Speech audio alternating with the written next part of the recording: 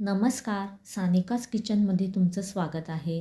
आज आपण अगदी पारंपरिक पद्धतीने मेथकूट कसं बनवायचं ते बघणार आहोत. जेव्हा आपण आजारी असतो तेव्हा बघा अजिबात तोंडाला चव नसते. अशा वेळी तोंडाला चव आणण्याचं चांगलं काम हे मेथकूट करतं. चला तर मग वेळ न घालवता लगेचच व्हिडिओला सुरुवात करूया. मेथकूट बनवण्यासाठी आपल्याला काही जिन्नस भाजून घ्यायचे आहेत. त्यासाठी मी इथे गॅसवर एक जाड बुडाचं भांडं ठेवलं. आता इथे मी एक छोटी वाटी भरून चणा डाळ घेतली, ती ह्या भांड्यात घातली. आता मंद आचेवर आपल्याला ही चणा डाळ खमंग भाजून घ्यायची आहे. आपण जेव्हा कोणतीही भाजणी भाजतो तेव्हा असं जाड बुडाचं भांडं घ्या, म्हणजे भाजणी खमंग भाजली जाते आणि करपतसुद्धा नाही. जर पातळ भांडं घेतलं तर बघा भाजणी पटकन करपली जाते.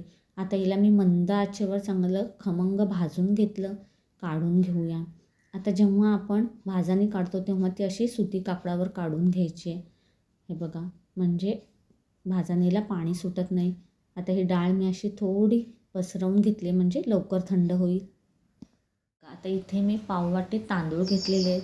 आता हे तांदूळसुद्धा आपल्याला मंद आचेवर चांगले तांबूस रंग येईपर्यंत भाजून घ्यायचे आहेत. हे बघा, तांदूळसुद्धा चांगले मंद आचेवर 3-4 मिनिट भाजून घेतले. आता ह्यांनासुद्धा काढून घेऊया. आता ह्याच्यामध्ये आपल्याला उडीद डाळ घालायची आहे. इथे मी पाववाटी उडीद डाळ घेतली आहे. उडीद डाळसुद्धा आपल्याला मंद आचेवर एक 2 ते 3 मिनिट चांगली खरपूस भाजून घ्यायची आहे. हे बघा, उडीद डाळसुद्धा 2-3 मिनिटातच भाजून झाली. आता हिलासुद्धा काढून घेऊया. आता ह्याच्यामध्ये आपल्याला पाववाटी मूग डाळ घालायची आहे.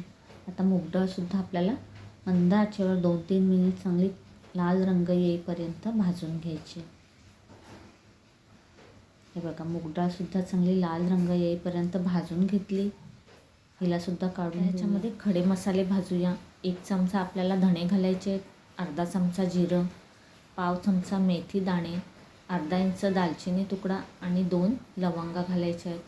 7 ते 8 आपल्याला ह्याच्यामध्ये काळी मिरी घालायची आहे. आता मंद आचेवर 1 ते 2 मिनिट ह्यांना चांगलं भाजून घ्यायचं आहे. हे बघा, 2 मिनिटातच हे चांगले भाजून झाले. काढून घेऊया. हे बघा, इथे आपले सगळे जिन्नस भाजून झाले. आता ह्यांना मिक्स करून घ्यायचं आहे. आता हे बघा, चांगले थंडसुद्धा झालेले आहेत. ह्यांना मिक्सरच्या भांड्यामध्ये काढून घेऊया. हे बघा, इथे मी हे मिक्सरच्या भांड्यामध्ये काढून घेतले. ह्याच्यामध्ये आपल्याला पाव चमचा हिंग घालायचं आहे, अर्धा चमचा हळद घालायची आहे, 1 चमचा लाल तिखट घालायचं आहे, चवीप्रमाणे मीठ घालायचं आहे.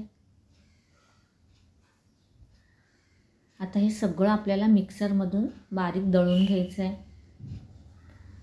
हे बघा, आपण मिक्सरमधून दळून घेतलं आणि इथे आपला मेथकूट तयार झालेला आहे.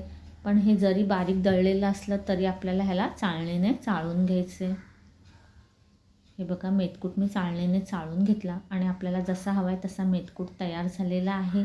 आता ह्याला एका हवाबंद डब्यामध्ये भरून ठेवा किंवा हवाबंद प्लॅस्टिकच्या पिशवीमध्ये भरून ठेवलं तरीसुद्धा हा 3 ते 4 महिने आरामात टिकेल.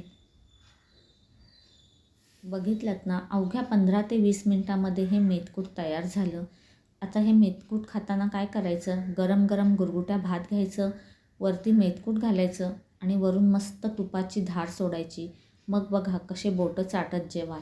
तर मग आजचा व्हिडिओ तुम्हाला आवडला असेल तर व्हिडिओला एक लाईक जरूर करा आणि असेच छान छान पदार्थ पाहण्यासाठी सानिकाज किचनवर जर नवीन असाल तर नक्की सबस्क्राईब करा. भेटूया अशाच एका वेगळ्या व्हिडिओमध्ये. तोपर्यंत धन्यवाद.